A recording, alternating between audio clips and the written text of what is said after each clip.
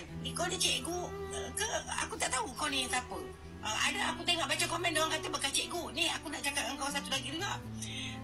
Untuk tahun 80-an ke atas, ke bawah I tak pastilah.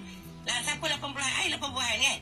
Aku tak tahu, tak pernah lagi jumpa orang yang status pendidikan setakat SPM menjadi cikgu di jabatan kerajaan.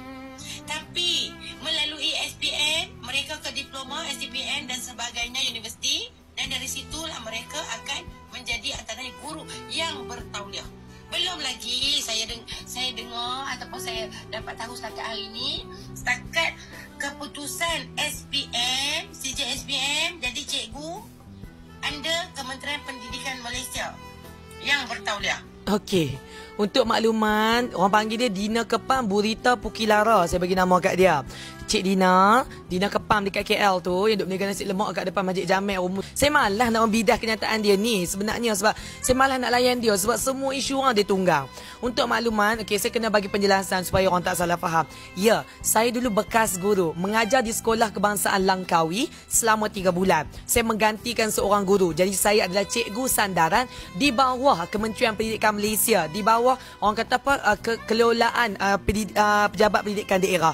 Saya memang menghantar borang untuk mohon jadi guru di PPD. Bila ada kekosongan, PPD akan panggil. Alhamdulillah, di ramai-ramai orang yang hantar, saya terpilih untuk menjadi guru. Kalau saya tak bertauliah, maksud saya ni tu orang yang tak pandai, saya ni bukan orang yang cerdik, takkan saya nak dibenarkan mengajar. Betul tak? Bukan tu saja, saya juga mengajar di SK Bias Langkawi. Maksudnya saya ada pengalaman mengajar selama 6 bulan. Jadi saya memang dah cakna dah dengan dunia pendidikan, macam mana nak buat RPH, macam mana nak handle pelajar. Walaupun cikgu sandaran ni, cikgu sandaran juga bekerja seperti cikgu tetap.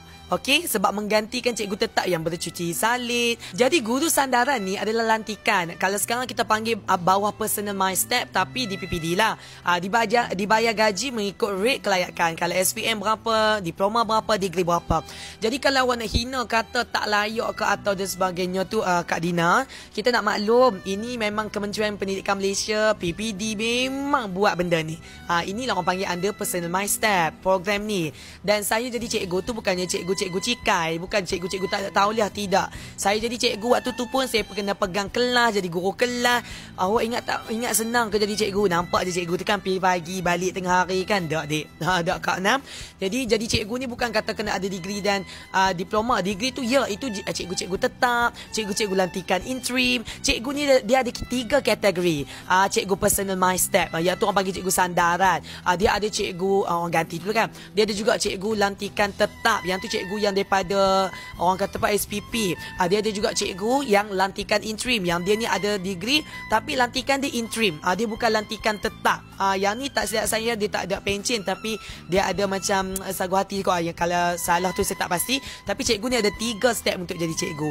Jadi ya, sebab itulah ada orang panggil saya cikgu, sebab saya masih ada anak murid yang di sekolah SK Langkawi, yang di sekolah SK Bias, yang kenal saya, yang panggil saya cikgu. Sebenarnya sebelum saya masuk dunia TikTok pun, saya dah memang jadi cikgu sandaran. Jadi sebab itulah saya banyak pelajar-pelajar yang kenal saya. Jadi sebab tu kalau saya berucap ke apa ke, saya tahu apa konteks dalam sekolah macam mana, konteks bila jadi seorang guru dan sebagainya. Jadi apa yang saya nak maklum dekat sini, it's not about SPM. Janganlah awak nak menidakkan kelayakan seseorang itu. Kalaulah kata SPM itu tidak melayakkan sesuatu orang itu untuk jadi cikgu dan sebagainya, apa guna kerajaan memperkenalkan personal my step di bawah kelolaan pejabat pendidikan daerah, yang mana nak buat pengambilan cikgu-cikgu sandaran, cikgu ganti untuk menggantikan guru-guru tetap. Tak semua orang terpanggil jadi cikgu tetap. Jadi setidaknya saya bangga dengan diri saya, walaupun saya cikgu sandaran, saya tetap guru. Once you are teacher, you are always be a teacher. Selamanya awak jadi seorang guru. Kalau awak mati pun orang tanya siapa meninggal tu, oh cikgu Lahim,